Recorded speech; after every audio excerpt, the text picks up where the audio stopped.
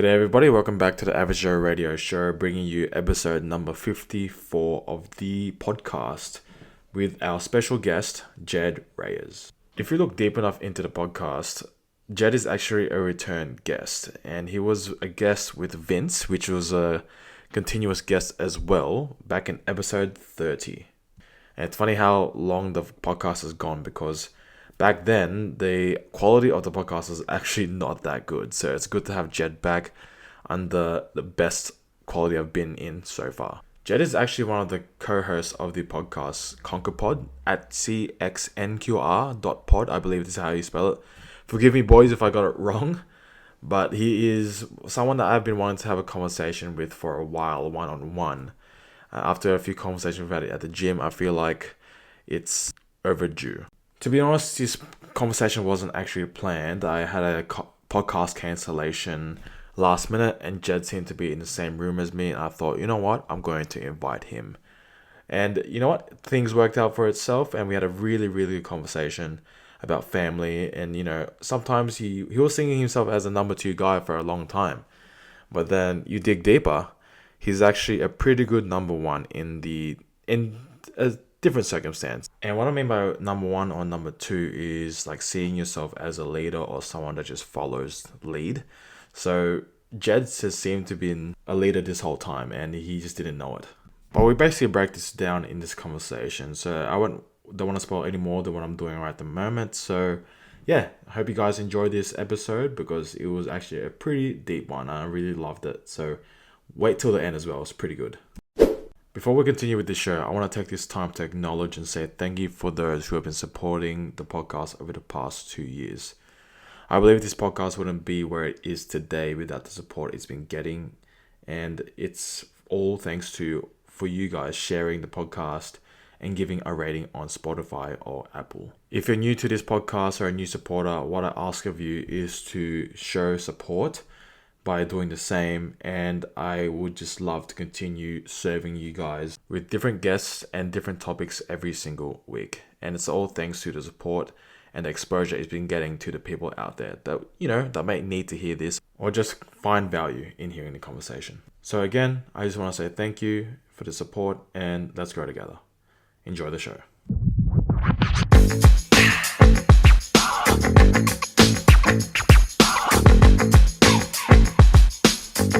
That close. So I'm like editing and adjusting the volume. Okay. All right. So, how you feeling being the other side of the table? Pretty good. I feel responsible, You feel responsible? accountable, individual.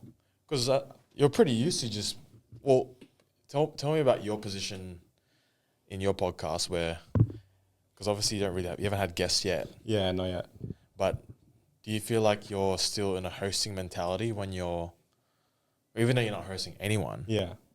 do you feel like there's a bit of more responsibility when you're sitting on this side of the table right here? I kind of see myself as like support. Yep. Yeah. Yeah, co-host, but yeah, just support for everyone on the table. So I think they see it the same way as well. Like we're all hosts, but we all kind of like vibe and support each other. Like just bounce off. Yeah. Do you see yourself as a number two guy? No, I don't even see myself as number one. I see myself as number 4. There's 3 of us. Still not even in it. No, I'm not even in it. Nah.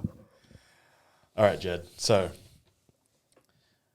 the way I'm going to start this podcast is with the question of, can you explain the stage you are in right now in your life? Yeah. I think I'm in a very like a very like transformative stage right now of like adolescence to adulthood somewhat from my age, being 24. You're only 24. Yeah, I'm only 24. Oh, How old do you think I was? just based off I guess, how to explain it? Because you're going through such a transformative stage of your life, like you just said. Yeah. I mean, I've witnessed this over the past, 2 years? Probably 2 years, yeah. and I've seen a big change. To me, it involves a lot of maturity, right? Yeah. To be like that. Mm-hmm. To me, 24, when I was 24, I was still figuring it out. And I feel like, well, you know, I am my worst critique, right? Right.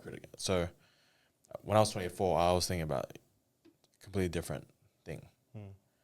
I see you and I as equal in terms of, you know, figuring out what life is and what we want to do next. And I'm like 4 years older than you. Yeah. So that's why I'm surprised that you're 24. Right. Yeah, yeah. Oh, yeah, right. But anyway, like you're a transformative stage right now. yeah, maybe for the past years, I felt like I've just been progressively just adapting to certain things, and like like you said, it's helping me mature. I think a big part of it is maturity, to be honest. Like you as an individual, and it's like different for everyone, but you go through all these things that teaches you a lesson, and I guess it's a blessing in disguise for me to go through all those sort of circumstances in order for me to get where I am. So it's, I don't know. I always feel like I'm always learning something every week, every day. That's why I say I'm in like a transformative like phase right now, where it's where that may be like physical or mentally. Yeah, I don't know. I just feel like I'm always learning something. Well, I guess put it this way: if you were to introduce yourself to someone Yeah. who's new, Right. like you've never met in your life, how would you introduce yourself to them? I'd say, hey, I'm Jed, and Yeah, what's your calling card? I would just tell them, oh, I pretty much just, I don't know. I like going to the gym. I like dancing. I like reading books every now and then, reading a page. I don't know. Yeah, that's just it, really. I can't really identify myself as one thing because I'm always doing something different in my life, like through these stages. Yeah. Yeah, and that's fine. It's just it's a question I like to ask most people is because, you know, what do you identify as in terms of, you know, like if someone was to ask you, so who are you? What do you do? And it's like, oh, and generally some people will go towards their occupation. Yeah. Right. But for myself, I'd like to get way more beyond an occupation. Right. Hence why this podcast is like, yeah, I want to know what you do for a living, but what else is there that you do behind that? Because it's very easy for us to identify with our occupation. Yeah. But what if that occupation is not even something you don't want to do? Mm. And we've had this conversation last week, how like you said, like, you know, you've been offered all these things for your life, but it's like, oh, I don't know if I want it. And I feel like this is something that people experience in their 20s. Yeah. So, yeah, I guess in this transformative phase of your life right now, would you say it's difficult? Like navigating through it? Yeah. Not really. I'm kind of just taking all the opportunities, experiences as what it is, and like just adding it into my list of, I guess, my life resume. Ooh, life resume. I like Yeah, that. I think going back to that question of like, who are you if you were to say it to someone? Yeah. I'd probably say as a joke, but I'd say I'm just a guy just living through life. Yeah. But really, it's kind of how it is. I kind of just take things for what it is and add it to my life resume. You know, I had a mentor before, and the way he identified himself was a citizen of the world. Yeah. And that's it. My name is this, and I'm a citizen of the world. I am passionate about X, Y, Z. Yeah. So what are your passions, bro? Music, dancing, and as of like recently, just working out and feeling good. Yeah, as of recent for like the past 2 years. I think what I've noticed the most for you is, I guess, meeting you 2 years ago, where fitness wasn't really in your life. No, it wasn't. It was not in my life at all, bro. And I listened to your, I think, episode 1 of Conquer Pod. Yeah. And you talked a bit about your story, about what you were doing, and how you mentioned, you know, your back was a big thing. Back was huge. Yeah. For those who don't know, what actually happened to your back? I had scoliosis, so it's all through genetics, so it's all inherited. But I did like it also comes from having bad posture throughout your teenage life, your like growing life, where it's like most crucial for growth, right? And I had to get a surgery, spinal fusion surgery. So they pretty much put two titanium rods in my back just to make my spine straight. So it was curved. It was like a C curve. It was like a big C or like a S to a big C. Yeah. Okay. And they pretty much screwed it and nailed it, drilled it to make it straight. It's pretty much my entire back from like T1 to L1. Oh. Yeah. Wow. Yeah. Yeah. It's all like genetics and inherited, but I did play a lot of games growing up. That was the life I guess I had growing up, just being influenced by my family and like cousins and friends just play games. So I would spend hours just sitting in like the worst postures. Did you feel like did you think you'd be where you are at the moment physically after? Hell no. Hell no. I thought I'd just be living that gaming life for the longest time. Yeah, I actually thought that at one point I'd like do competitive like gaming at one point. Wow. Yeah, I was just all right. I was pretty good at games. Like I was just playing for so long and just playing games. When did dancing come into your life? Around the same age. Around the same age. So maybe when when I was young, so like 9. Year 9? No, just 9 years old. 9 years old. I was Okay. playing games when I was like 7 years old, but I was Okay. exposed to dancing in the media, like MTV and ABDC and all that stuff, and Yeah, like yeah. YouTube, and like old clips of just people dancing, and then my family they do some like ballroom dancing as well on my dad's side. Oh, okay. Yeah. So were you like part of an academy? Were you doing any sort of formal or informal training? Nah, at that bro. age? I wasn't a studio kid. I'm shit at picking up choreo. If anything, my mom put me in my first hip hop class when I was like 9 or 8. And I did it, and then there was a full on like recital at the end of the year as well. I don't remember doing it, but I remember practicing for the concert, the end of year showcase. And yeah, it was alright, but I could never pick up. That was under a studio. Sorry. Was it under a studio? Yeah, it was. But I can't pick up choreo for shit. So like, uh, I was just doing freestyle. I'm more of a freestyler than I am. Yeah. So tell me about your time when you were with the crew. Was that Yeah. difficult? Um. And because one thing as well is with dance crews, they're not studio based. Oh, I mean some are. Some can be. Some Yeah. are street based. Yeah. Yeah. So I know you were from a street based crew. Yeah. Very street based crew. We were formed. They were forming in COVID, and we were gathering guys. They were gathering recruiting people for that during COVID, and it was all Discord calls and stuff. And you'd send like audition videos and like that. And if you pretty much vibed with us, you'd pretty much be accepted. Yeah, yeah. But yeah, it's like every Saturday ICC would be learning a new choreo, and like, bro, I hated like learning choreo, but I love like the freestyle jams we do before and after. That's where I just thrive in.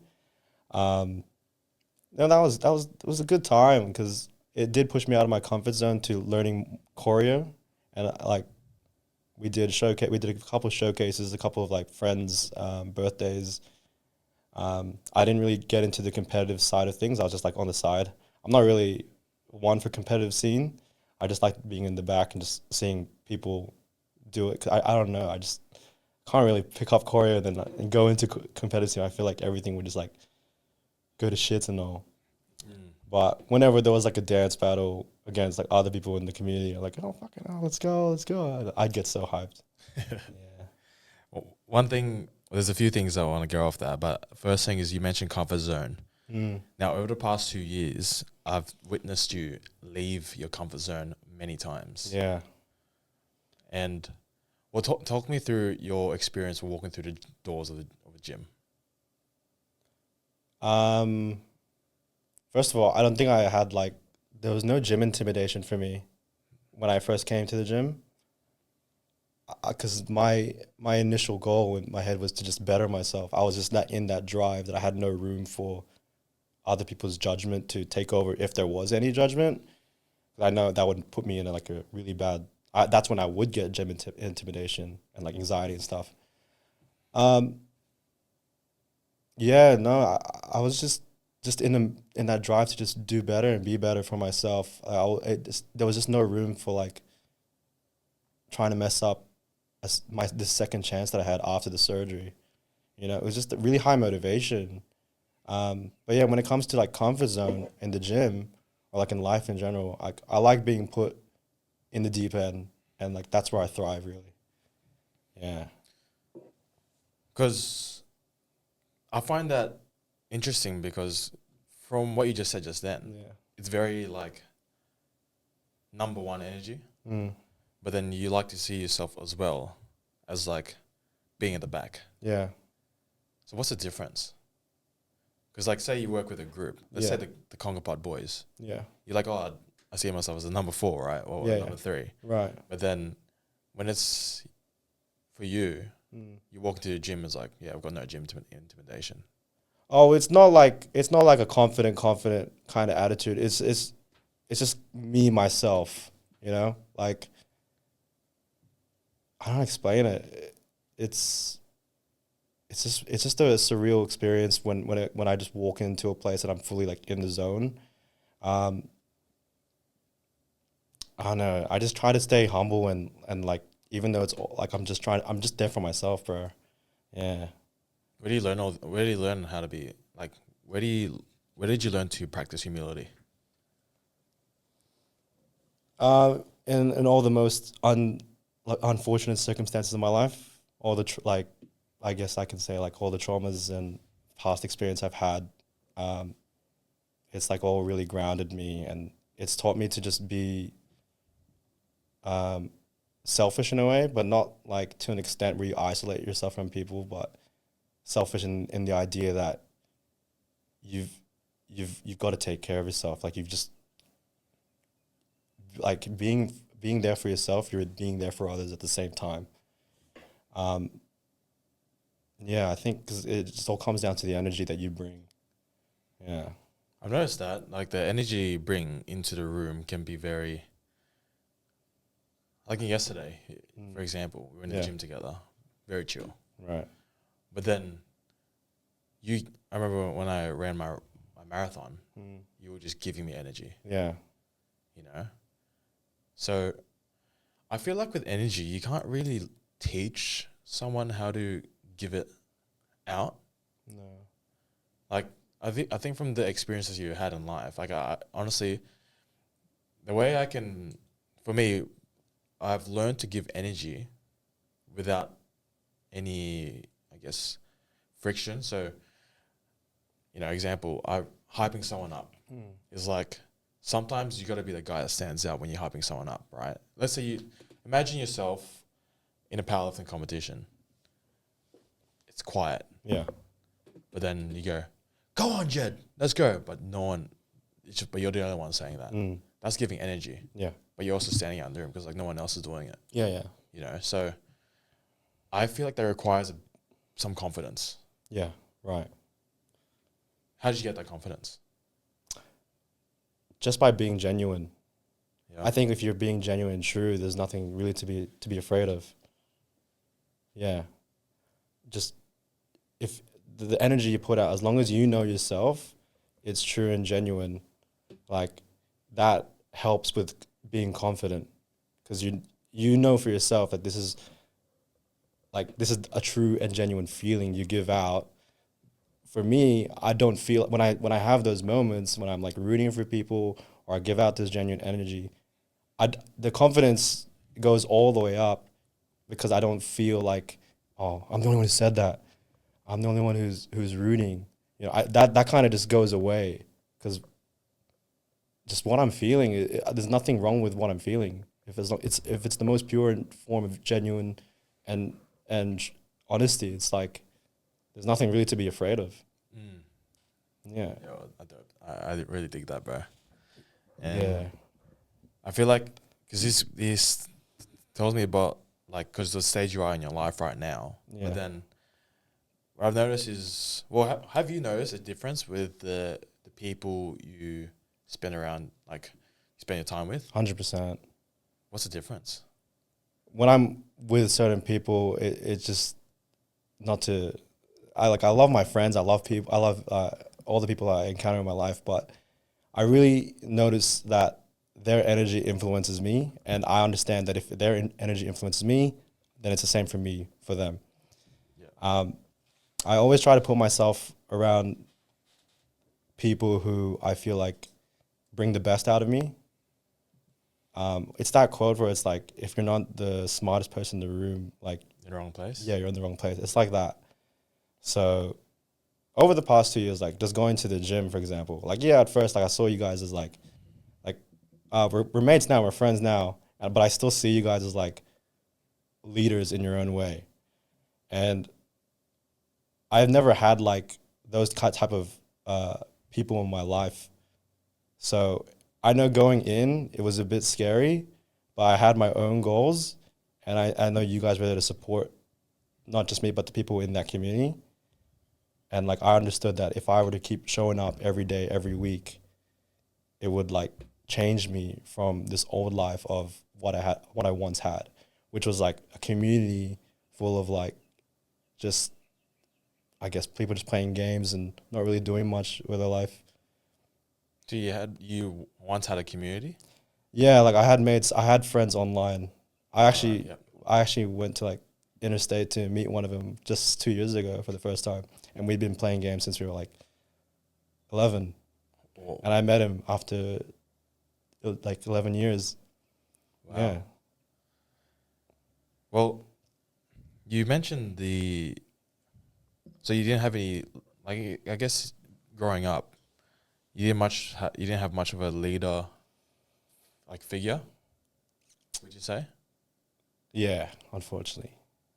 Like I have my parents to look up to, obviously, but I was very much in a the way I grew up was like kind of just do everything on your own. Mm. Yeah. I feel like from when I was a kid, I've just been always been thrown into the deep end to like figure things out. I don't know if that's like just a, I guess, cultural thing. I can agree with you. Like, I can actually relate. Yeah. It's very much, I don't know if it's just a mentality of the way, I guess, Filipino, Right. Yeah. because I've been told, and like I talk about with many other Filipino males, it's Yeah. like, what's it like for you? Mm. It's like in terms of the leader figure in your life, and it's like, is there an absence there? It's like, not physically, no. Mm.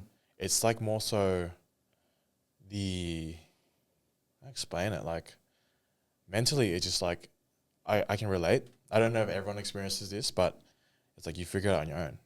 Yeah. Like you just gotta, and that could be scary, but it can also sculpt you. Yeah. Yeah. I think it sculpted me personally because when I did have a leader figure to look up to, for example, in dance, I had my captain, and I guess the faculty. Um, I got more value out of it because I didn't have it when I was younger. Yo. Yeah. I completely agree, and I've been reflecting about this for the past few weeks in my life, just like, obviously the thought of me being a leader, like I've been a leader in different contexts before, and just like, how did I learn this? And like you sort of expose yourself, you humble yourself for being like, I'm gonna sit down and I look up and see what this person has to say, and just be a sponge, right, to how to become, well, I guess in a sense, like this sculpts me as a man. And I think this is how I figure it out. It's just like, it's just interesting though, because it's the in between that I'm really intrigued about right now with you. And it's like, you become this person that you just change your life so much, but then you say like just the figure in your life for, what do I do?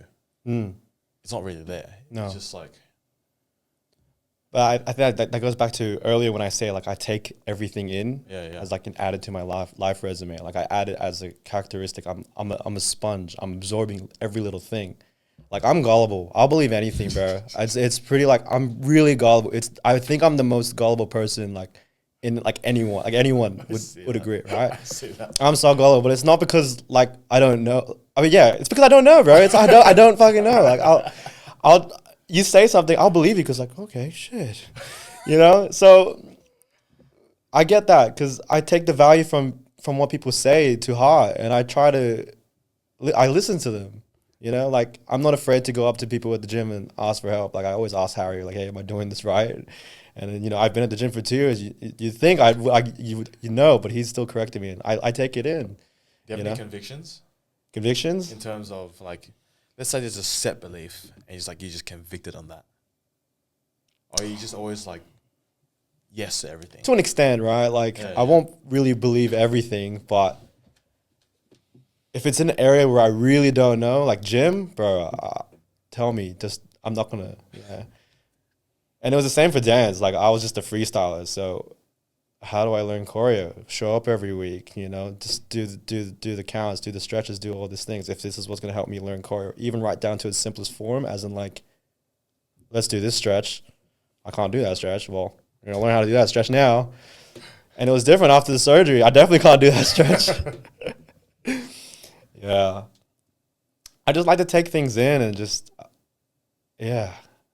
I see you as a leader, but I also see you as a friend. So it's just like, yeah, I'll take everything in. I think, everyone is a leader in their own way. It's a main character energy that Right. everyone like holds. Like I've been really looking into.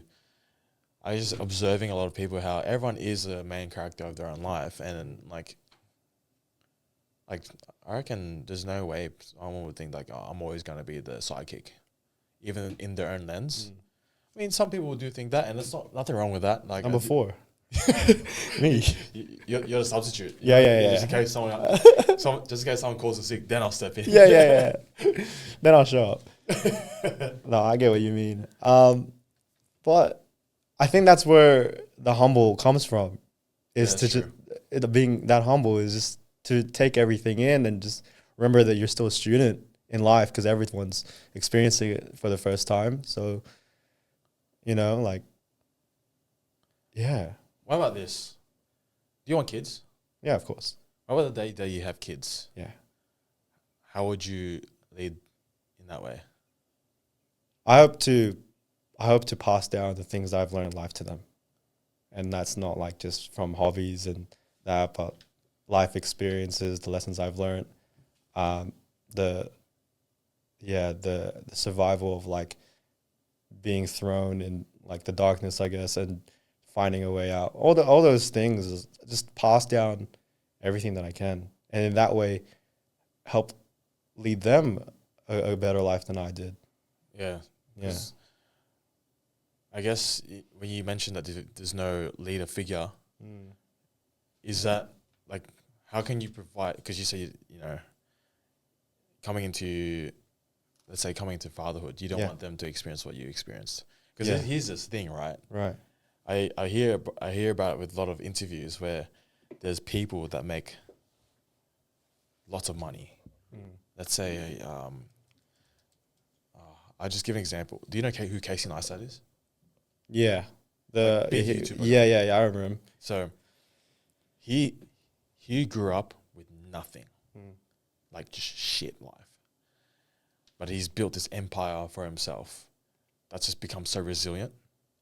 Like, it's a typical underdog story where he grew up with nothing, but then he's like one of the biggest names of YouTube, makes lots of money every year, like can provide for his family, something that he's never had the chance to. But then it's like, but how do I, the way I am now, I'm very grateful for it. This is what he says. But then how can I give my daughter this same attitude? But I also want to give her the world. Like, let's say if I give her the world straight from the get-go on a silver platter, will she learn what I learned? And it's like, obviously, for him, it's like, it's that in between. It's like middle. It was like, I want her to learn what I did because it's shaped me the way who I am. Right. Because what if she doesn't learn that and she becomes, the spoiled brat sort of mentality. Right. And you're asking how I do something like that. Well, I guess I'm using this as context for like, I guess, from your experience with no male I'm assuming male figure in your life. That's why I see it as. But Yeah. Well, my dad stopped. My dad he split up from my parents split up when I was like 20, Yep. 19, 20. Okay, that's an age where it's like you It probably is. need them the most. The most, yeah. So yeah, so if there's no that male figure in life to sort of show you what a man is, Mm. it's like, well, are you happy with what you've been learning for the past few years of your life, past 4 years? Yeah, I think I'm grateful for. So obviously you're not going to be like, all right, kids, I'm going to scoot, I'm going to get out of your No, life. I'm not. Yeah, so it's like, how do you teach your kids what you learn over the 4 years without being absent? I think if I were to do that, bro, I would honestly just tell them everything, like the stories. I'd get real with them. I'd bring myself down to them. Yo, You know, I'd bring it all the way down. Not like leave the ego out, leave trying to look good, and say this is what happened to your dad. You know, obviously it's not going to happen to you, but just know that this can happen to anyone. That sort yo, of thing. it's very walls down, hey, Yeah. to your kids. I think in its purest form, being genuine is like the most freaking thing. And like teaching that to my kids, I hope they understand that. I hope they can see, like they see this. I hope to be a dad that they can look up to and say he's the most confident and strong guy, and he's a wall and nothing can tear him down. But then they see him tear it down, break it down. So I didn't mean to say that. It just came out. Okay, but seriously, if you see, if I can be vulnerable with my own kids, and I hope they understand that I'm not invincible, and what I'm saying is the most realist thing, and hopefully they take something out of it. Yeah. You know, that's how I'd probably teach them. What I see a lot of from this is like a lot of males can go through, like, I don't think it has to be the most traumatic childhood in their life, but No, but it can seem like, who was it that said it? But I don't know if it was just you that said it just then. But no, it was my last guest, that everybody has trauma to some degree in Yeah. their life, right? And Yeah. it's like, what do you use? What do you do with that? And it's like, for me, it's conscious effort. The conscious effort of just like, you know what? I'm aware of this. You build that self-awareness, and I can see that you're very self-aware. right. And that conscious effort makes a difference for the generations to come to what you teach. Mm-hmm. So that's what I can see. So like, yeah, It is the conscious effort. Like whenever I get a problem in my life, whenever I have those down moments, it's just I try so hard to not just look at the problem and sulk away. It's always about what am I going to do with this and how am I going to move on from it. You know, it sounds like it's like a forgive and forget kind of mentality. I forgive that these things happen to me. Now I'm going to take the lessons learned from it, try and forget about the experience in a way that it hurt me, and just take the good things out of it and just keep going. Yeah. the absence of, let's say the absence of your dad for the past 4 years. Right. How do you just navigate through life, bro? A lot of self-reflection. I look up to a lot of people, yourself included. Appreciate that. Yeah, a lot of good support networks in the different communities I've been, and they're very understanding. Like I would open up to them and say, "Hey, this is happening in my life. I can't commit to this." But how I would navigate normally is just try to. For a while, I was thinking, okay, this is it. I want to live this most selfish life, as in not talk to a lot of people, and just kind of be this independent person. And that's what I did maybe the first 2 years, or whatever.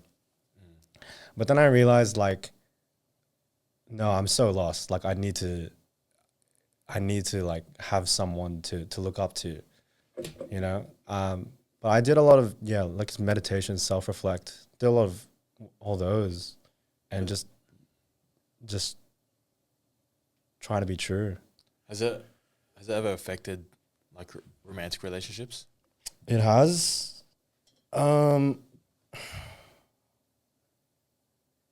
Yeah, like just being lost. the absence of my dad in the in the 4 years, like I thought it would happen to me in my relationships, because growing up, my family would say that I'm exactly like my dad. Do you like In hearing that? No, from when I was a kid, yeah, fuck yeah, I loved hearing that. Oh, I love going on fishing trips. I love going camping trips. I love going all this stuff. Um, but as I got to that age, I was like, no, bro, I don't. It's crazy how it just changes, hey? It does, and I had like an identity crisis at one point where I was like, I'm not like him. Like, yeah, we have similar stuff, but I have my own life to live. He has his own Yeah, life to yeah. live. And still at that age, at 20, people were still saying that. And so it would really get to me, and then it would get to my head, like where I'd worry about if this was going to happen to my relationship and stuff. And obviously, you are your own person. Hopefully, it doesn't. But being the guy I was back then, I couldn't see past that, and yeah, it ended up with a temporary like break with my current girlfriend. We're back together now. It's good, but I had to really dig down and be like, what the hell is going on with me? Why am I like this? Just one hard look at myself, really, at the life I had lived and the life that I want now. It was just like a big wake up call. Yeah. Yeah, what I've noticed is actually my last guest said the same thing where the absence of and she was female, the absence of the father figure did affect romantic relationships as well. Just I guess on the other side of like validation from a male was affected. It's like for them it was very much like one relationship to the other. It's like no breaks. And it's like you realize like what you want is just like I just want someone that's a male that just to love me sort of thing. And it affected her in that way. It was like I'm just gonna keep seeking it. Right. And they realized it was hurting them. Right. Yeah. you Big know. time. I was just afraid that I couldn't commit. Yeah, so it's like the other way around, right? Yeah. It's like That's wild. it's crazy, eh? Yeah. And it's crazy because I've learned it this year how the upbringing is actually so big. Like the childhood years of your life, you don't really think about it now until now. When you realize like, oh, like the presence of a parent can make a big difference Yeah. in your 20s, potentially even 30s. Who knows? Because who knows? Things might resurface when you're holding your baby for the first time in your life, right? It's like, holy shit, I'm actually so scared. Yeah.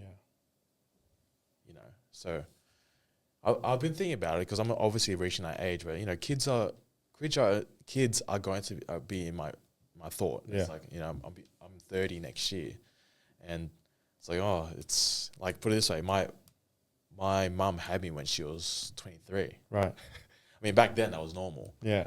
Here I am, 30 years old. I still don't have a kid, but obviously it's like, oh, it's pretty normal to have kids by now. So it becomes into questions like, all right, what kind of parent am I going to be? It's very scary. What kind of parent are you going to be? Good question. I guess same thing from what you tell me is like it's just got to be real. I think just when it comes to, I guess in this day and age, it's like vulnerability around men is becoming a little bit more normal than usual. I'm like, Yeah. I guess the past generations, it's still a bit odd. Yeah. Like generations before us, it's like men being vulnerable is like, stop crying. Yeah, I like to scare my mom with that because we growing up we weren't close. I wasn't close to my parents as much as I'd like to be now. Yeah. But ever since the stuff that had happened, I got close to my mom, and I remember like I was like, I have to be open to my mom, otherwise nothing's gonna change, or she's never gonna know what I'm going through, and it's important for her to know that, obviously. Yeah. So I know I just scare her every now and then, and just be like, Mom, blah blah blah blah blah. She's like, what the heck? Why are you telling me this? Is it something you typically tell like a dad? No, I can't do that to my dad right now. My dad and I's relationship has gone a bit smoother now. Oh, that's good. Even with my mom, it's a bit smoother now. Maybe in the past like 6 months, bro. Only just recently. Yeah, wow. yeah. So it's good, but I can't. I'm still trying to get that with my dad, like just small steps.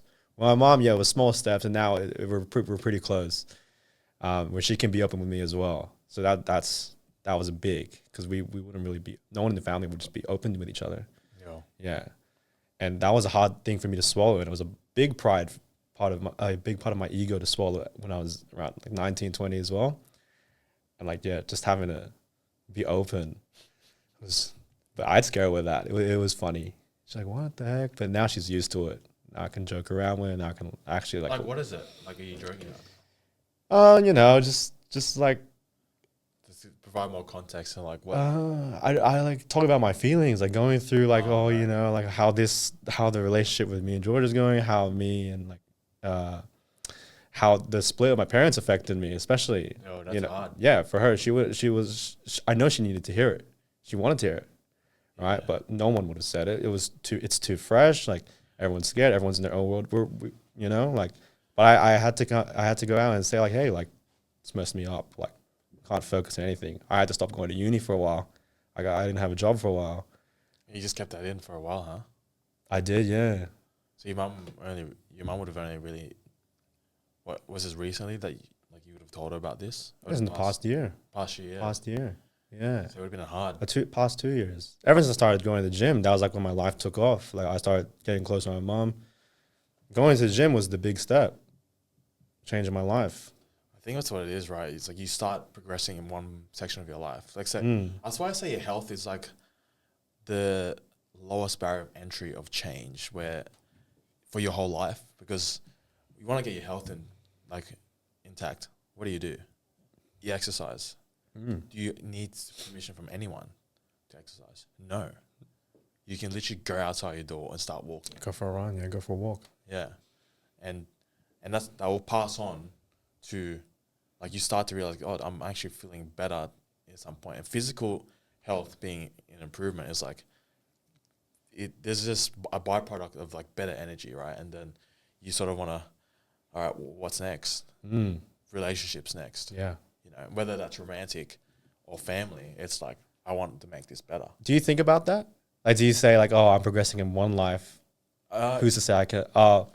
Like, do you forcefully and purposely say, oh, I'm doing well in this now change this? I wouldn't say forcefully, but it becomes, I guess the awareness is there because you start to realize you were at one point of your life that was down to something that's increased. Yeah. Let's say your health. Let's say you're fat, but then you get leaner. It's like, all right, I feel better. Mm. And I feel like that becomes a chain reaction to everything else in your life. It's like, oh, you're eating better, you're sleeping better, you feel good. But then you realize, oh, but my relationship was shit though. Mm. It's like, oh, you're aware of that. I was like, oh, it's sort of, for some people out there, it's like, that's something that might not even be visited for a while. It's like, you know, you go to the gym, you look good, and you go out there and you realize your relationship is still not that authentic. It's still that ego. So I feel like it's not straight away sometimes, but then I feel like, for me anyway, I built a bit of self-awareness around just like, oh, I think I need to work on this as well. Yeah, I get what you mean. For me, it's a big chain reaction that sometimes you don't even think about it, right? Yeah. Yeah, like you just find yourself improving in that way just from the experience from just moving and from one area in life. Like, it doesn't even have to be gym. Like, let's say you're excelling in dancing. Like, you see that progression, it translates into the other things, like autonomously. I guess it's like, because you just want to share it as well. Yeah. Like, say Yeah, actually true. you just want to share like the good things that's going on in your life with the people that you love, right? And Yeah. I'll give you an example. That's what we were talking about yesterday. Like running my first ever marathon. I wanted my friends to be there. And I sort of almost feel bad inviting people because it's such a sacrifice for them, you know. Right. But then at the same time, I would love them to be there. Just share it with them. It's like, there wasn't really a thought in my mind. I was like, I'm not going to tell anyone about this. I'm just going to go on my own and that's it. And then it's, people like to, it's not even a boasting thing. It's like, you feel so like happy. You just want to spread it. Yeah. You know, so for me, it's like having you there, having Vince there. It was like hectic. These boys are here to share it with me. And I feel like Like me, I didn't think I'd be a year ago. I wasn't even thinking about running a marathon, but now I've ran a marathon. And it's like I want to share it with people. But then you realize when you share it with people, there's like, how are my relationships? Yeah. You know? It's just that energy. Like you feel good, you wanna share that energy to the other people, and hopefully they reciprocate the same way. Yeah. Yeah. And honestly, we did, bro. Like I could tell, like you were having a time, and then just cheering you on was just as fun. I felt. I told you, I felt like I wanted to run a marathon. I woke up that early as well. I might as well have ran the marathon with you. Yeah. Yeah, and then like an example of that would be like with my mom. Like she's prone. I guess she's prone to sickness or like illness every now and then. She works a lot, so just taking up health in general. I'd be like, Mom, like why don't you take a break? She works from home. I'm like, why don't you take a break? Go for a walk. And I kept on pestering her about that every day, and until one day she was like, I'm going for a walk on the treadmill. I was like, fucking hell. I was like, yeah, go for it. And then at one point we had like a step challenge count. I was like, oh yeah, what's your steps for today? And I'm like, oh, I'm on 7,000 before work. And she's like, oh, I'm on 11,000.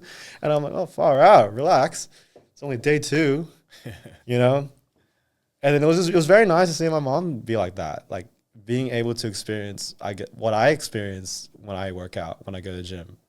But it's not just limited to dance, right? Like it could be anything. It could be whatever passion you're going through. Like it's very translatable to other things in your life. Yeah. Yeah. Sometimes I wonder, like, if I didn't take the health route and just went full send dance, I wonder if my life would be as like comfortable, I guess, as it is now. Like I may not be the best at working out, but I can comfortably work out, right? And like I'm kind of just like working out with serenity at this point. It's all kind of almost second nature. Sometimes I wonder if I took that dance route and committed like how I'm committing now, would it be the same? It probably would be the same, right? Like you just put in the hours and learn. Yeah, it's all the fruits that come into your life, like you grow in your life. It's like, it's like you're a guy that just into like, you're now getting the podcasting, being creative, dancing, training in the gym. It's like, look, all these fruits that you've grown, all the seeds that you planted, and it just shapes who you are. And I think that's what makes it, life can be so beautiful when, like, it's so colorful in this world. 100%. 100%. I like to do everything, man. I like to try and give everything a chance. If the opportunity arises, I like to see how far I can take it. Like I did dance for a long time, like 4 or 5 years, plus my teenage years and dancing in high school and stuff like that. But then I had my surgery. I'm like, fuck. All right, well, I can't do comp because they need me to get into like certain positions quicker and stuff. And coming out of surgery, I didn't want to risk like hurting myself in like doing twists and all, especially. Yeah. And like, yeah, that was as far as I could go with dance. I feel like now I can go a bit further in terms of like freestyle side of things, but I just like to, I guess, yeah, back to the first thing I said is take everything in and then learn from it and then keep going, just keep adding into like this arsenal of weapons that I can take out every now and then, Life becomes this game where you just try and grow your arsenal. Yeah. Basically. Yeah. It's wild like that. I'll show you this. One of my close friends from when I was playing games, we were playing World of Warcraft for a long time, and I was heavily. I still am. I guess if I were playing that game, I'd get heavily addicted, so I stay away from it. Right, but I'd be on my ass for like 15 to 18 hours every day, and like sleep at 3 a.m., wake up at like 7 a.m., especially during COVID times. It was messed up. I remember this one time, me and my mate was like late night, we were just playing, and then he was like, hey, bro, he's like, we can't be doing this forever. And I'm like, yeah, I know, man, but like, let's just enjoy it out. He was like, no. He's like, no. He's like, imagine if we put in the hours that we do in this game, we grind our ass off in this game for hours at a time, get what we want. He's like, imagine if we did that in real life. And I was like, fuck, man. Wait, who is this guy? I know, hey. And How do you have that awareness right there? I know. We're playing, right? We're just like in the middle of like 2 a.m. He's like, we can't be doing this forever. And he was like, because he's pushing 32 or something like that. He's already like, he's doing good now, by the way. But I remember when he said that, it blew my mind. And then I've never forgotten what he said. And that's helped me mold into doing other things and pushed me out of that old life I had. Wow. Yeah. Because I would just play games. I didn't do any sport, bro. I just did like the basics. Like I learned how to swim and all, but I didn't run. I didn't do anything. I just played games. And then I was probably like, I was like 21 at the time. It was pretty recent. Yeah. Yeah, and he said that, and I was like, fuck, man. Yeah, you're right. And then why not, eh? Why not? Like, put all that hours, if you can do it in the game, why can't you do it in real life? You're doing the same thing. You're trying to level up in the game and earn these things so that you can have a happy life in the game. Why not do that in real life?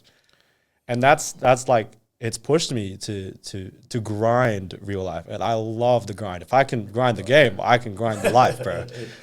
Yeah, man. I always say it to my girlfriend. I was like, if I can grind, I can grind life. I can do anything. 100%. Yeah. So it reminds me of this question that gets asked in this deck of cards. It's not been this one, but the question was this. It was a recent podcast I listened to, and the question that the guest got asked was, is there anything that's ever been told, like said to you, good or bad, that just stuck with you? Like, and shaped who you are in life. That's definitely it.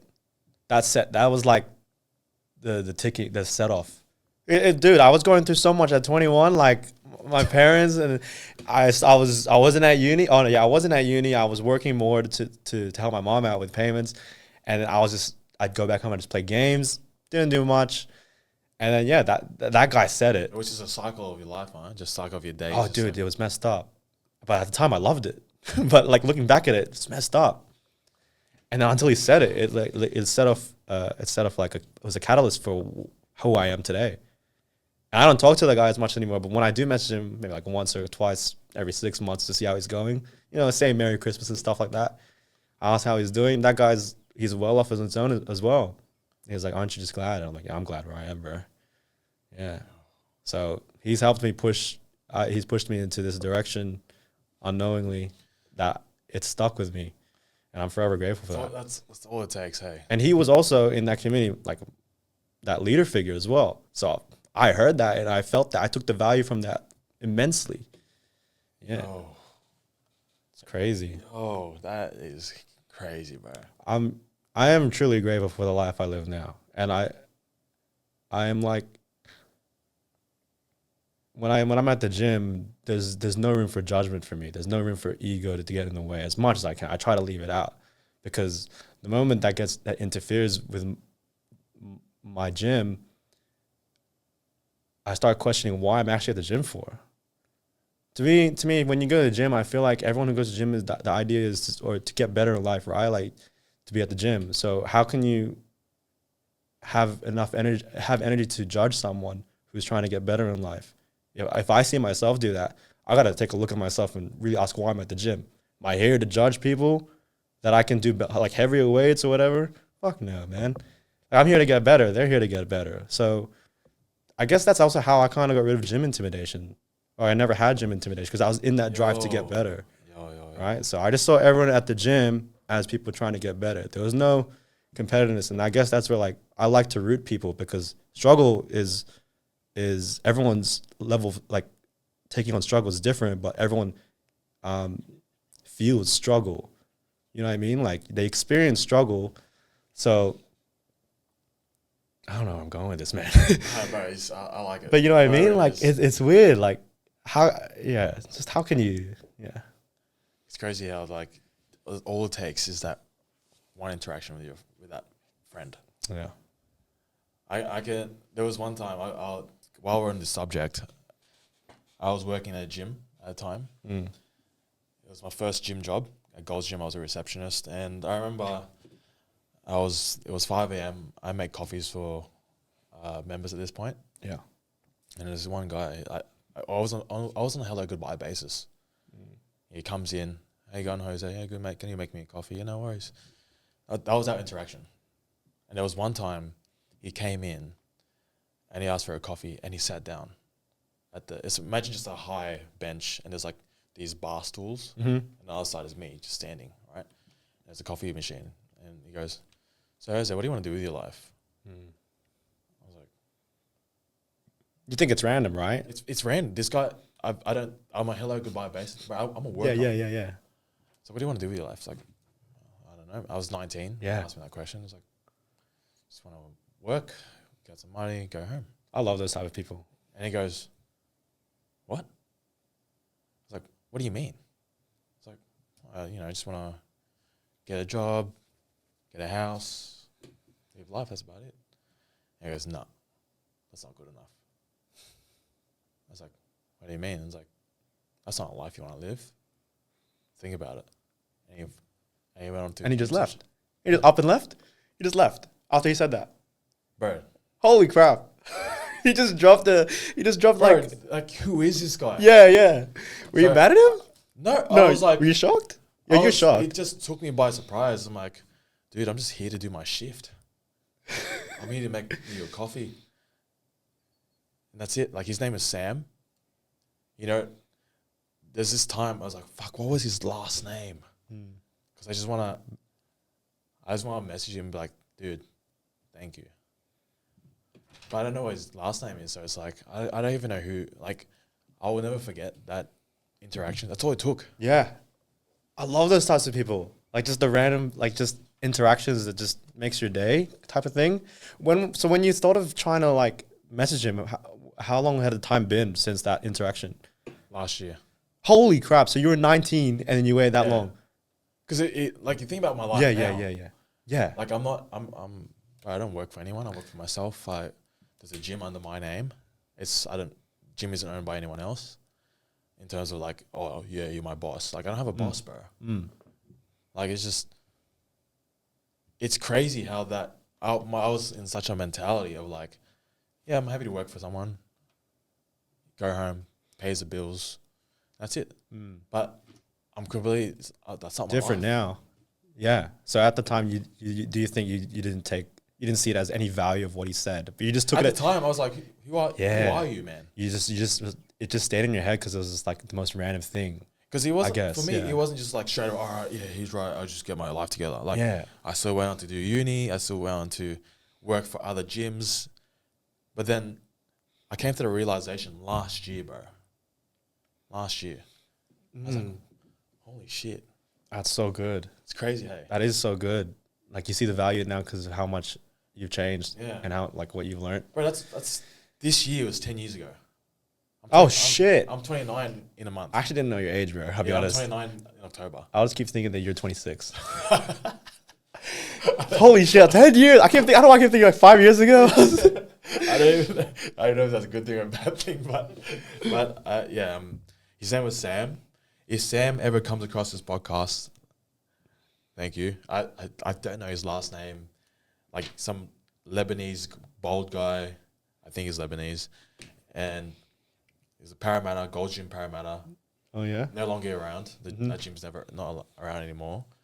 But that experience is like, man, that shaped me. That whole experience of me working at that gym was just like, because I got that job by accident, you know. So, and by chance, this guy by just chance, comes out. And now this guy comes up and says that randomly to you, and now it's like, holy crap. Yeah, and that was my first time being exposed to the workforce and like people in their 20s and 30s talking to me. Like, I was like, yeah, I'm a sponge. Everyone has families. Like, bro, before that was school. So I was like, this is my first time talking to real adults about like life. And you felt that level of sponge, right? Like just absorb and just believe what they say. Yeah. Yeah. And a lot of people would just think, you're like, well, how old are you? It's like, oh, I'm 19. It's like, what? What are you doing here? I was like, taking a gap year from school. And then here it is. It's like I came across Sam and it's like, okay, then have a good day. Have a good day. Have a good workout. Have a good work. Literally, like, oh man, well, hey, you have a good day. Enjoy your session. Far out. I'm gonna make my mission to try and find this guy. Yeah. I don't know how. I'm just gonna look up. Oh, I Sam. don't know. Yeah, you know. Yeah, good luck to me. Hey? Yeah. Have fun, bro. Maybe it's meant to be that way. That he's just supposed to drop this bomb in my life. And Yeah, you yeah. know what? That's it. It's like those memes where the guy's like in front of like a computer and he's doing like stocks or whatever, and he has like that real sudden realization. He's like, there's so much out there, and he chucks the computer away because he's like trading it for hours, like days on end. And he's like, nah, there's so much out there. Live your lives, free yourselves, and he just like like smashes everyone's computers. It's one of those moments, really. Yeah, that was my experience. I was playing games. Hey, bro. Yeah. Hey, bro. We can't do this forever. You're just doing something at 2 a.m. just like playing games and like all of a sudden, he just hits you like that. Yeah, and that's when I picked up everything, man. That's when I started like going to the gym. Like apart from the surgery, like, dude, fuck. If I didn't hear that quote, probably still playing games. I'll be honest, bro. It's like, yeah, whatever, bro. I can't hear you because the game's too loud. What'd you say? Yeah. Crazy, hey. All right, it's game this time now. All right, let's do it. Before we do that, are you cold? No, not really. Okay, sweet. We'll keep going because I thought you keep shaking. No, I'm just fidgety. All right. ADHD. So, you already know what this is about. Yeah. So we're going to play the game now. For those who don't know, it's a card game. Dynasty are conversational cards. We're going to ask each other some questions, drawing from a deck of cards. All right, try to stay away from the front. Okay. That's where all the questions have been asked to me. So Okay. I sort of know almost all the cards now. Oh, sheesh. All right. You can draw one for me first. So you can ask me a question. From the front.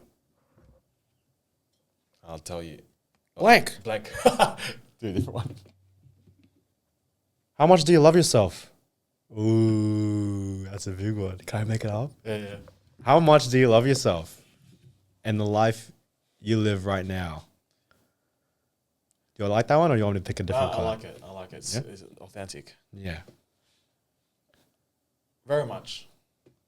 I think, especially after the marathon, bro, that was something else. Yeah. Can we talk about that? Like, yeah. Like, We have time? yeah, fuck it. Put it this way, my whole running journey was. It's been 10 months, 11 months since I've started. And first of all, I didn't think I'd be doing where I am right now with running, right? So when I signed up for the half marathon, I was like, yeah, this is cool, blah, blah, blah. I loved it. It's the marathon that was just like, because I trained for the marathon by myself the whole time. So meaning I had a coach and everything, but then all those, like, it meant a lot of sacrifice because there were times where, like, all right, I have to do a run at 5 a.m. in the morning in winter. That was one of the hardest things I've ever done. Yeah. For, like, training. Fuck Like, that. imagine, like, cold. Those were cold days. Bro, Those are really cold days, bro. It was freezing. And I remember, like, I had to buy a head torch. Because, like, mate, it was so dark. There was one time I was literally running in through the ponds like this, right? And like it's like dark. I'm like, fuck, I'm getting tired of holding this phone. So I put it in my. I have these shorts where you can put your phone onto your, like it's stuck to your leg. You put your phone yeah. Bro, I put it on my phone because I was getting tired, and the light was there. Yeah. But I was like, it was helping to some degree. Right. Yeah. Because there's some sort of light in the darkness. I was like, I love this. It's like, I wouldn't think I'd be doing this, right? So it's like, and it was freezing cold, bro, like so fucking cold. And I just remember, like, there were days where I didn't want to do it. Like, bro, staying in bed was such an easy option. Yeah. Like, waking up was like, oh, it's time for that speed run. And I was just thinking to myself, like, nah, like, this is a hard thing I have to do. And you know what? I have my past experiences to thank for that, where I have to wake up early for a Costco shift or a Gold's Gym shift. It's like, yeah, I'm used to it now. Like, waking up so early wasn't so foreign to me. But waking up early to go for a run. Oh god, bro, I hate it. Like the thought of it was like, all right, here we go, bro. There were times it was like, this is fucking scary because it's like, I don't know if you've been at the ponds like the parks. There. No, I haven't. No, I It haven't. just imagine trees Mhm. and a footpath. Oh, there's no light. There's no light. And what time was this? Like 5? 5 a.m. Far out. And it's cold. And it's cold. And you'd run on rainy days as well. Yeah. Yeah. Oh, that's fucked. Yeah, I can imagine it. So I just thought to myself, this is scary. Mm. Like, it's It's the woods.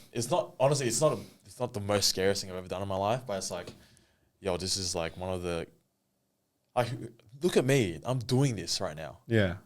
So that's why I posted about it every week. Yeah. I was like, you know what, like, it's not to boast, but it's like, it's encouragement to people. Like, I'm doing this right now. Mm. Like a year ago, 2 years ago, I was training for nationals powerlifting comp, Yeah. and it's just crazy how much your life can change. Anyway, and then, all the long runs on Saturdays, that was all by myself. So driving out to Penrith, Bay Run on my own, and then, like, let's say it's an hour, half an hour drive, and then I run for like 2-3 hours. I'm spending like 4 or 5 hours by myself. I don't speak. I don't talk to anyone. Mm-hmm. And it's like, this is a sacrifice. I could just be in bed. I can have breakfast with friends. Like, I love being with friends. But then it's like, yeah, I'm doing this. And I realized when I was running the race, it's like, bro, this is a celebration of all that. I think that's why I wanted people to be there as well. I was like, I want to share this with people because like, I've been alone for 16 weeks in terms of preparation. Yeah, I think I saw it was one of your Strava posts where it was like, can't wait to run with people again. Or some shit. And I was like, damn. Yeah, wow. Yeah. Personally, bro, I didn't see it as a boast or anything at all. I genuinely wanted to be there for you and for it. Yeah, it was great. It was a great turnout. Like, I woke up that morning at 4 a.m. I was like, oh. I was like, let's go. Yeah, bro, it's. I think now I've been loving myself for the past year and a bit. Yeah, but I think if you ask me that question as of right now, bro, like the fact that I can just say like, wow, I've ran a marathon. Yeah, It's like, bro, it was such a painful experience from like 16 weeks of preparation to Sunday, crossing that finish line. Like, I don't know if you see the video, I'm just clapping. I did. Yeah, I saw that. So, you know what I thought of? What? I know it's not equivalent. Yeah. You know, Pursuit of Happiness. Yeah, the movie. When he got the job. Oh, actually, I haven't watched. Oh, yeah, I have. I haven't watched the movie, but I've watched clips. But yeah, I know. Yeah, but like it's gonna be a spoiler. It's a true story. Yeah, right? yeah, So I it's know. not gonna Yeah, be a yeah, yeah, spoiler. yeah. So when Will Smith gets a job, Yeah. he leaves the office. He just claps in the air like this, Yeah, yeah, like that. yeah. Bro, that's what I felt like. Oh, It nice. was just pain, bro. Oh, really? Like I felt chafing. Yeah. 5Ks. 5Ks in, I was like, oh, fuck. bro, 5Ks in, I was like, this is not good. Yeah. And then I just felt sick to my stomach from all the gels I've consumed. Like, I don't, like, my last 2 gels, like, I can't do it anymore Right. with these gels. Yeah. It's like, I was all like, oh, I can't raw dog it. I need these gels. So I just sucking it, just swallow. I'm like, oh, this is gross. It was just, bro, after the race was done, I wasn't hungry. Like, I didn't want to eat anything because I had so much sugar in my stomach. I was like, I don't want to. I was like, you guys are the best for being here. Look, I don't want to eat anything. You guys choose. Just go home. And then that's when Harry was just like, nah, bro, just go home. Yeah. All right, sweet. Yeah, yeah. Go home, mate. Put your feet up. Yeah, so I don't know. The fact that you do something so hard, you earn so much respect for yourself. Yeah. And I think that's where, when I was doing those 5 a.m. runs or 4 a.m. wake ups for it, and it's like, bro, it's just me and the moon. It's just like, that's why I love the sun. For me, I have a love for like the sunrise. Yeah. You do. I love the sunrise. Yeah, I can see it. It's because the moon. So there was this is one thing that someone told me. It's like the moon knows all your secrets. the moon sees everything. All right. Like you're in your darkest moment in your life, the moon sees it. Yeah. And it doesn't have to come in from a dark place, but it's like, holy shit, it does. Let's say you wake up at 4 a.m. Let's say one time in your life, let's say you're gaming. Yeah. Let's say before you go to bed, you're by yourself. Mm-hmm. The moon's up. Yeah. Everyone has internal thoughts. Right.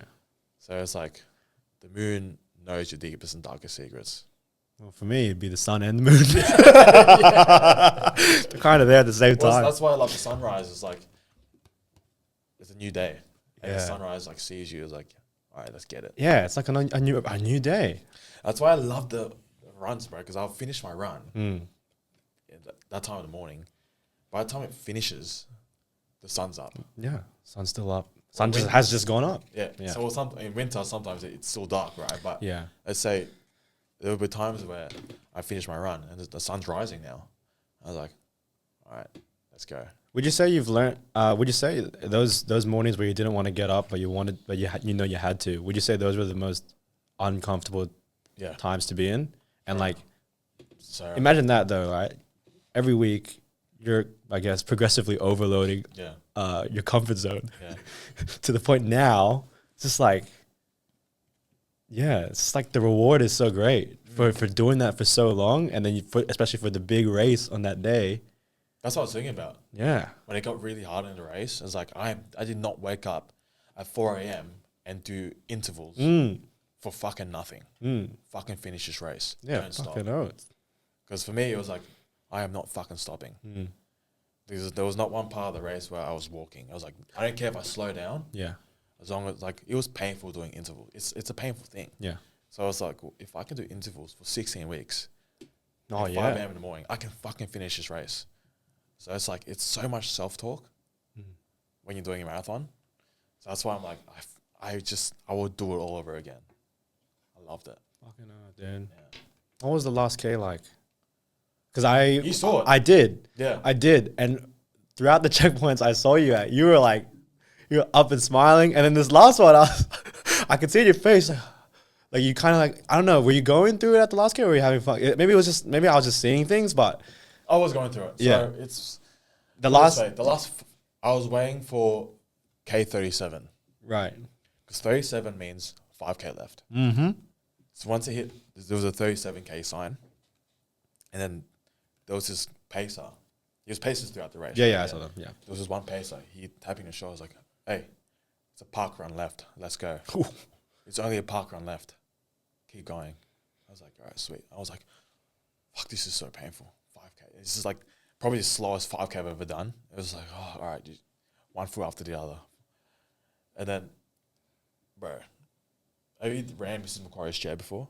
No. It's fucking disgusting, bro. Right. It's because, you know where New South Wales Art Gallery is? Yeah. You know how it's like a really nice building, but if you go straight, it's like it's a domain area. Yeah. You run down a hill, Yeah. right? But then there's an incline that goes back up. Mm-hmm. Yeah. Bro, that was fucked. That was in the last K? That was like in the last 3Ks. Oh, yeah? Like it's like when you get out of the Mrs. Macquarie's chair, Yeah. it's like 1K left. Right. After that, it's like, all right, get out of this. It's down, up, down, up. It's like a loop, right?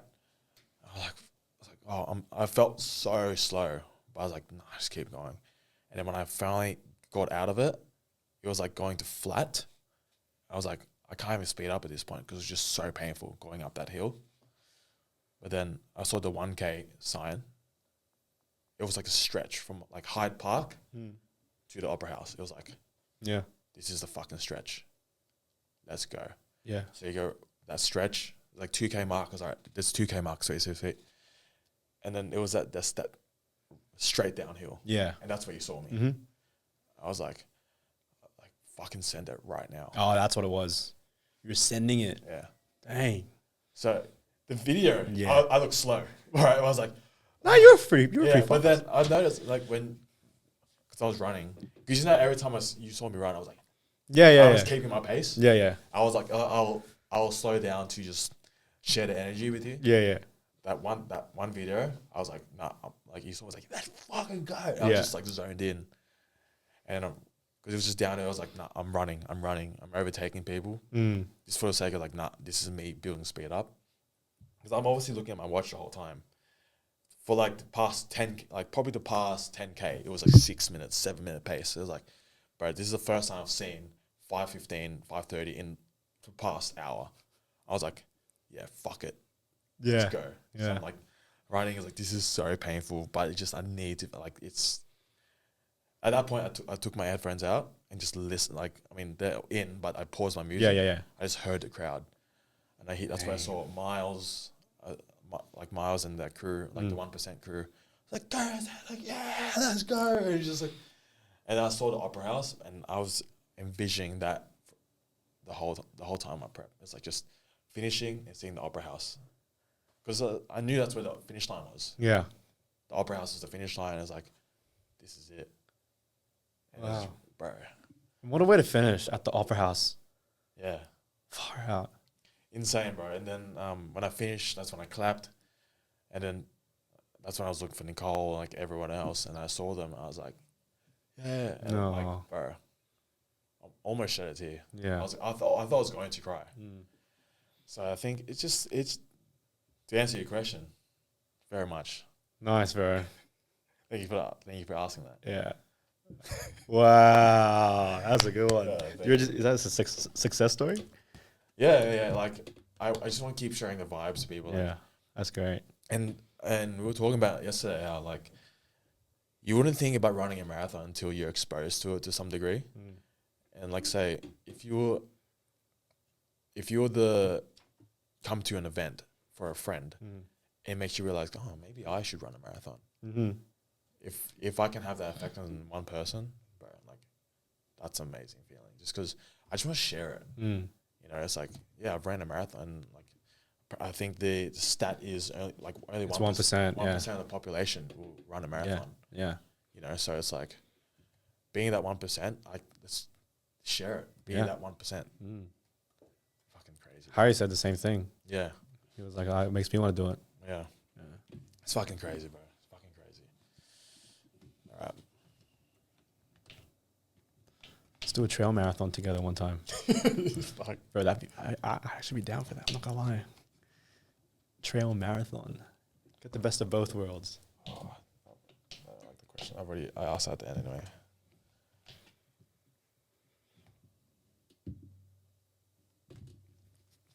Well, here we go. If you could go back in time and change one specific moment in your life, what would that be and why? Fuck. Oh, look at this. Is that what it says? Damn, I almost shed a tear just then. Let me think. Back in time and change a specific moment in your life and why. Damn. You can't say nothing. No. I can think of something. I just don't know. Well, actually, look, I'm actually pretty grateful for where I am right now. Every little moment that I've had, every little experience, good or bad. So it's kind of hard for me to pinpoint that, even with all the unfortunate stuff that's happened, right? So I can't really, not that I can't really answer it, just that I don't know what my life would be if I could change that one moment. You know what I mean? Yeah. One specific. I don't know, bro. I'll be honest. This is a tough one. Because why did you say you almost shed a tear? Because I just had like a moment where I could think of all the things that I wish like didn't happen, but I wouldn't change it. You know what I mean? Well, actually, let's shift that question around then. Yeah. Name a moment in your life then where you just remember that would just like, yeah, I wouldn't change this. Just think going back. Aside from that gaming experience. No, yeah. The one thing that does pop in my head is when I told my dad off for the first time. And it took a lot of balls. And it took a lot of like humility and like down to earth moment. Like a lot of real shit. Yeah. And it was just telling my dad off it was during the split. I was 21 or 20. I think I was 20. I was, yeah, in our old house. And I remember like my parents had just fought and they weren't speaking. And I remember like going up to my dad. I'm like, blah, blah, blah, you can't do this, blah, blah. It took two for the relationship to obviously split. But in that moment, I saw the faults that my dad did. And I just couldn't let it slip. Like my older brother did nothing, my younger sister did nothing. And me being in that position where I was just witnessing it, I just couldn't keep that to myself. And I was like, why aren't we doing anything about this? It's like, are we not a family? Yeah. It's your problem, but we're all a family together. Someone's got to, I guess, mediate or like reason. No. If two people aren't going to reason and the kids aren't going to help either of them, then the it's over, right? But in that moment, I was like upset. I was like feeling all these kind of things. And I remember like just bringing myself down to earth. And I was like, no, fuck it.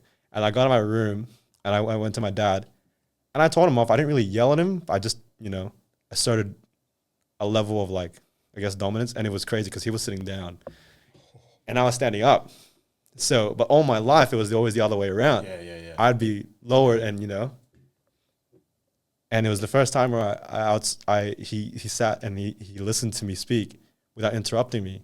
And I told him off for everything. My mom was hearing it in her room.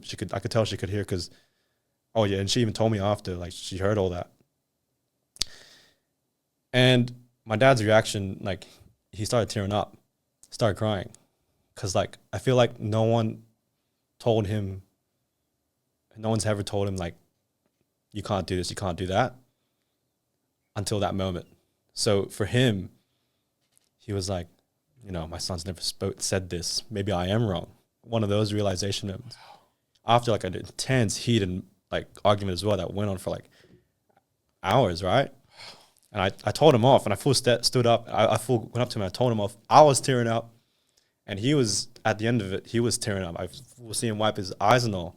And that was the first time I ever heard him, I've ever seen him cry, ever. And, 20 years of my life. That's crazy. Yeah. And like, it's just crazy how like the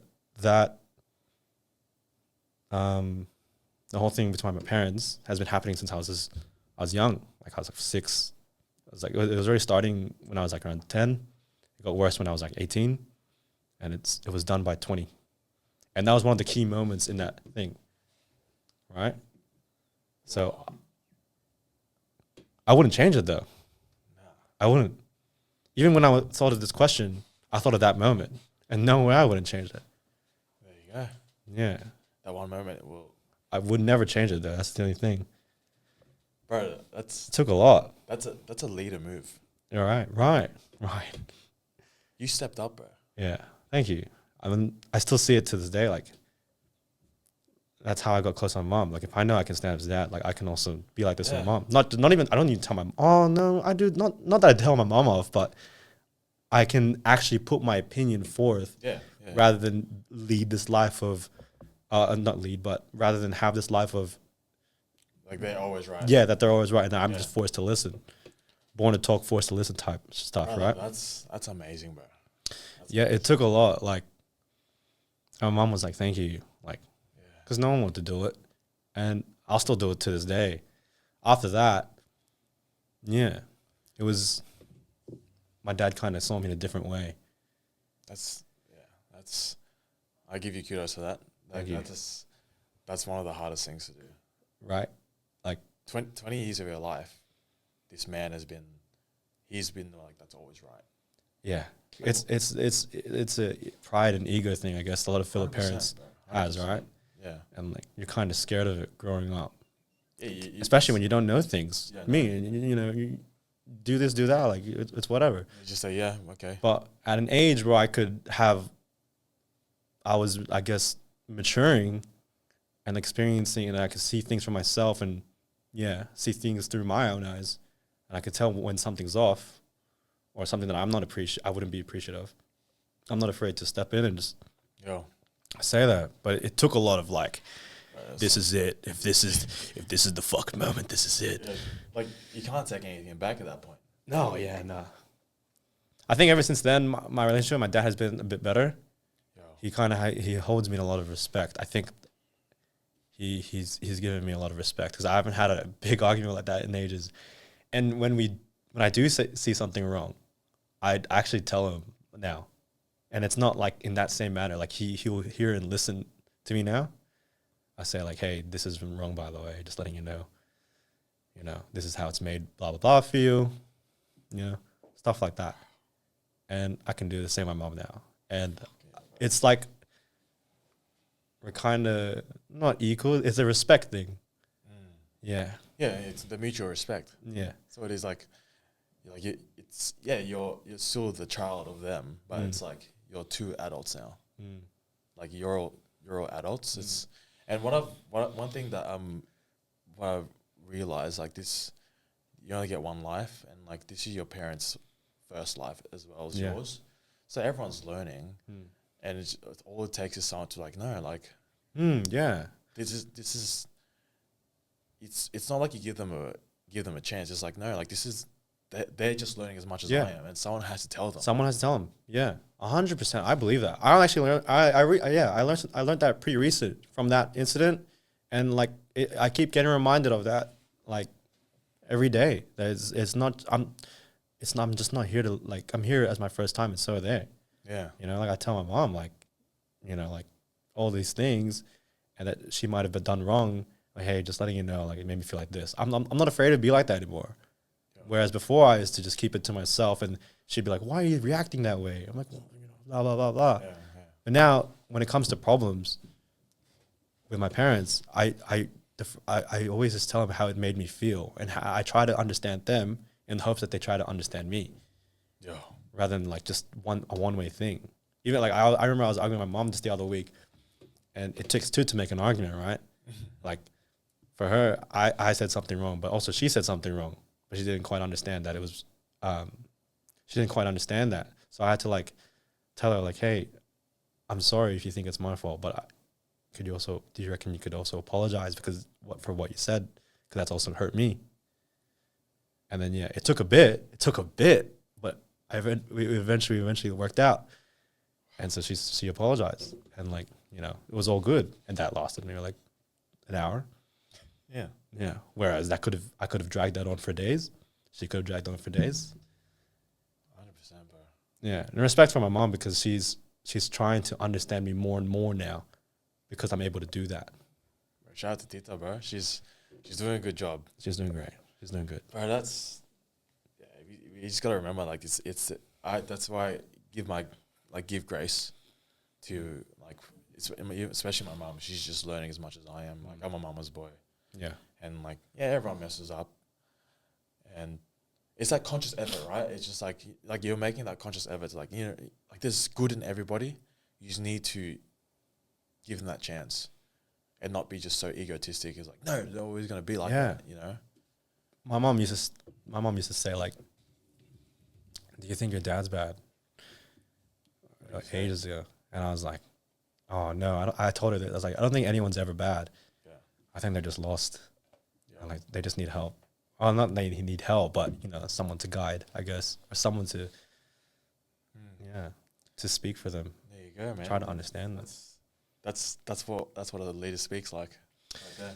Well, there you go. Hopefully, my kids learn something. To break it down. Yeah. Our final questions of the. I love that. I really love that. Thanks, Fair. Final questions of this is you already know. Yeah, I do. If you had a food, zero precautions, 0 calories, what would it be? I thought about this. I can't fucking decide. I can't decide, bro. But I came to, mango. Mango. I think mango is bomb. I think I kind of have a sweet tooth at times, and that cures it all the time. I don't go to chocolates. I just go to mango. Give me a mango. Banana. But mango. Mango you can have with anything. Yeah, you can have it with pretty much anything. Anything. Yeah, that's true. I was thinking like a beef, like some sort of steak or wagyu. Well, you can actually have mango with anything. Yeah, man. That's actually You crazy. can have mango with anything. Bro, say you want something salty, bro. I want to put a bugong. I'm fine. So I want some carbs, bro, some carbs. Sticky Put it with rice, rice, sticky rice. Yeah. Wow, true. If I'm just going for taste, right? Yeah. I'm just going for taste. Yo, I'll go for mango. And bro, who doesn't love a mango by the beach? Bro. That's me. I love the beach and a mango. Yeah. I changed this question because everyone has been answering the same, but I'm Yeah. gonna ask differently.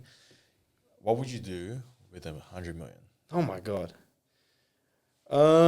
Sheesh. in one day? In one day, Let's say that. I'm gonna add that. bro, I'm giving it to my mom. Don't give me 100 million. I said give it to my mom because she's wiser than me. She's wiser when it comes to money. When it's money, maybe give me like $1 million or $2 million. I'm fine with that. I'd probably put it like invest in some stuff. A big portion of it would go to my mom and my family. Yeah, she's pretty good with money. I mean, if we survive this long, Yeah, it's true. she's really good. We've moved so many houses and we've somehow not hit the streets. We've moved so many houses and we've lost so much money. We're in debt, but we're still good. We're still good. We're off the streets. So I'd give it to my mom. Shout out, bro. Shout out. Yeah. She'd probably give it to the family, to other people in the family. Yeah.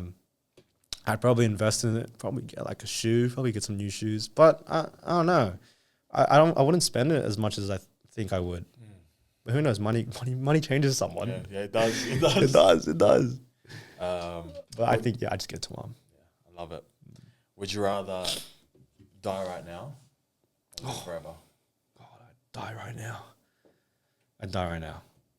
Yeah, 100%. I've actually thought of that before. It's a bit dark, but yeah, I'd die right now.